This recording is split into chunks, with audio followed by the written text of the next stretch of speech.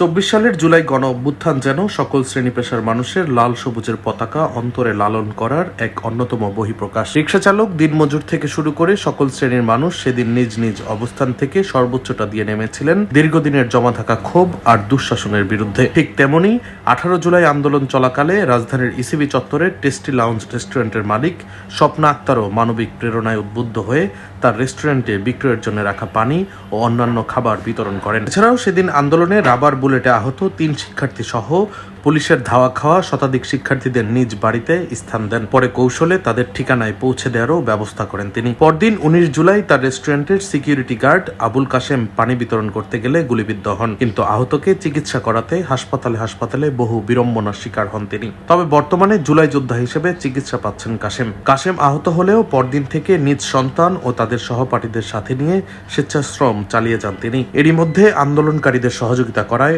অফিসে তলব করে তৎকালীন ডিবি প্রধান হারুন। এক পর্যায়ে 23 জুলাই তিনি আওয়ামী সন্ত্রাসীদের ধাওয়ায় পড়ে হামলা থেকে বাঁচতে পাশের একটি গাড়ির শোরুমে আশ্রয় নিলেও রেহাই পাননি স্বপ্না। ভেতরে ঢুকে ঠিক এভাবেই তার উপর হামলা চালায় আওয়ামী সন্ত্রাসীরা। হামলায় আহত হয়ে মিরপুর ইসলামী ব্যাংক হাসপাতালে চিকিৎসা নিলেও এখনো তিনি সম্পূর্ণ সুস্থ হয়ে উঠতে পারেননি। জুলাইয়ের দিনগুলো মনে হলে এখনো আতঙ্কে আঁতকে ওঠেন তিনি। এভাবেই স্বপ্না আক্তারদের মতো মানুষদের ত্যাগ জুলাইয়ের আগুনের দিনগুলো তরুণ প্রজন্মের স্বপ্নের সোনার বাংলার সূচনা করেছিল।